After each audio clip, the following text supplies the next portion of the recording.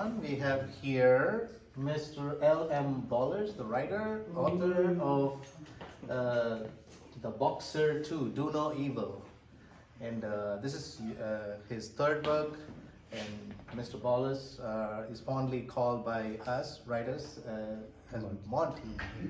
So I'm very privileged to interview you. So my first question is, tell us something about yourself that most people don't know. Well, I was born in a British colony of Guyana, South America, formerly called British Guyana. We were under colonial rule at the time, and it was a struggle growing up. We were poor, and my father died at an early age, and my mother was left with 9 kids to take care of, and I was the third from the last. But times were rough, and for a while during my teenage years, I found myself going on the wrong side of the wrong side of the track. But thank God, because of my mother, and the influence of my mother, constantly, talking to me, I straightened my life out. It wasn't easy, and then eventually in 1982, I migrated to the USA. I've always wanted to write something about my mother, but I never got around to it. Okay. Until after I retired in 2017. I was listening to a guy, a motivational speaker named Wayne Dwyer, and he was talking about procrastination, and just putting off things that you want to do. And he ended up saying in his talk, don't die with your music still in you. And that thing hit me like a ton of bricks, because like I said, I've always wanted to write, but I kept putting it off. Yeah. And then after listening to him, it rested on my mind for a while. And after a couple of weeks, I decided I Googled how to write a book. And I got Microsoft Word. And I started with my 2 fingers. And a year and a half after, I published my memoir. Wonderful. The Wow. Slippery Road. Well, thank you. Very good. So, for the benefit of our viewers, can you please describe your writing process? Yeah, well, after writing the memoir, that was supposed to be the only book. My first and only book. I had no intentions of continuing. So you wanted to retire after writing one book? Well, so to speak. But then I just got the bug. Okay. The bug of writing, Right. I wanted to write again, so I decided, what will I want to write about? And then I drew on my experiences of living. When I came to America in 1982, I settled in the Bronx, and not a very nice part of the Bronx. A very tough neighborhood, and I saw a lot of things that I wish I had not seen. And I decided that maybe I should write something about that. Okay. And I decided to write a book drawing on those experiences, called it The Boxer. And then halfway through the book, that's my first book, Okay. The Boxer, Fear No Evil. Okay. And halfway through the book, I decided that I've got so much information going on in my head Okay. that I can very well turn this into a series. And so I decided to. So is this story about the boxer? Yes, Okay. but it's not entirely about the boxer. Okay. It's about the boxer, his family, all the people involved in the neighborhood, and the first book is focused mostly on the boxer and his mother. Okay. But then there were other characters in the book, like who were involved in drug trade and all that. And then they all translated to the second book. Wow. Yeah. Wonderful. Thank you. So my next question is, how do you handle criticism? I'm becoming accustomed to it. I've become. I've had.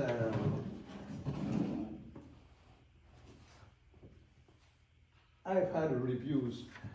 My second book, The Boxer 2, Do No Evil, was just published a couple of weeks ago. Okay. But the first book, I've had not a whole lot of reviews, but the reviews that I've had mostly positive reviews. Oh, that's but good. I've had a few negative reviews also, and so I realized that writing fiction, everyone who reads fiction does not appreciate or conform to certain types of fiction. Right. You have to know what the author is talking about. You have to know where the author comes from. You see, there's not lots of people that grew up in the hood in the Bronx or in Brooklyn there. Right. The 36 years I spent in New York. Right. Not people in Walterboro wouldn't be able to relate to that. Right.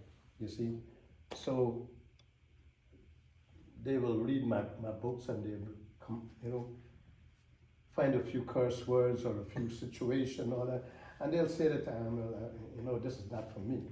But then they write a critical review. You see, but because it's not their cup of tea.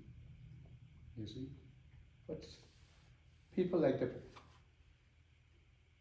I'm very open-minded when it comes to reading Okay. and writing. I try to put myself in the situation and see it from the eyes of the author. And that's what more people, everybody don't. But so far I've been having some, pretty decent, some good reviews. Okay. And if I may say so myself, I love my books.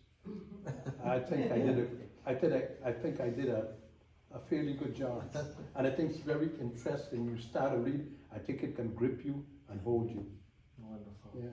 That's what is important, right? You must love your own book. Oh yeah. You must love your work. Oh yeah. So, can you explain your proofreading process? Well, I worked. These two books were published through Amazon. It's not. It's self-published. It's not. It's self-published in a sense, but not fully, because I went to a splinter group who works with Amazon. Okay. And I left it all in their hands. So they did.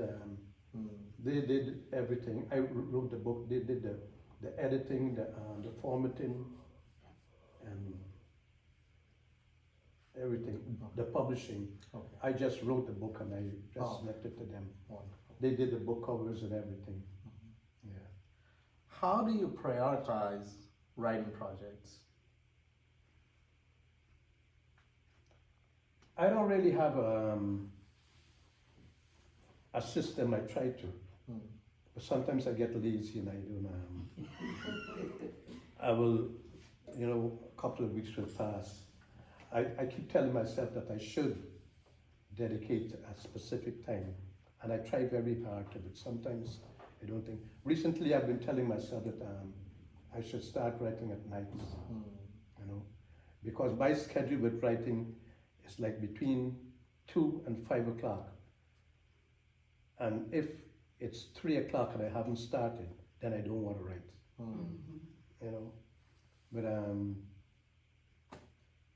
But I'm getting there. I'm learning to adapt to different ways. Yeah. What books do you most enjoy reading? I like crime. I like crime fiction. Crime fiction. And but I'm not confined to crime fiction. Like recently, and my phone is over there, so I would have tell you about the last book I just read last week. It's a children's book, and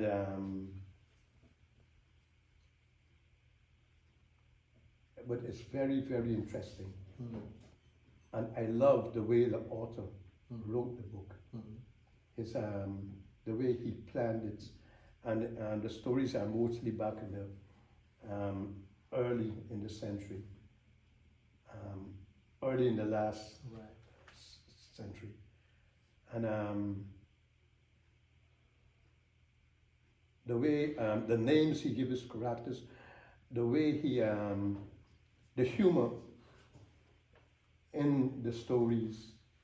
Well, most children's stories should have a lot of humor, but I was very drawn to it, and I read it with my granddaughter, and we both enjoyed it. Oh, wow. I enjoy reading it to her, and I enjoy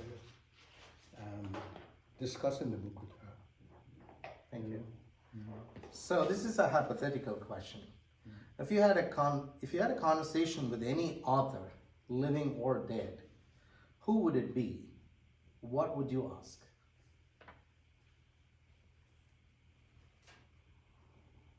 Surprisingly enough, I don't have a favorite author.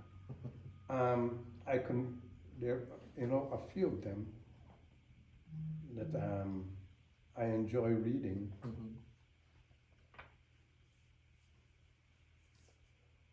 I like this. Several authors I like their style, but there's no. There's none of them your favorite. I can't really see that Okay. that one really stands out. Right. There's about a dozen authors that I enjoy reading. Oh, wonderful. I think so, but I can't say that there's a particular author. Okay. So thank you. This is my last question to you. What messages do you hope readers will take away from books you write?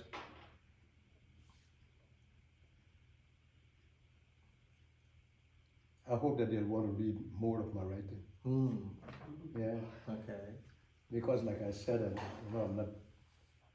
Like I said before, I think if you like crime fiction, and if you like stories that will hold you,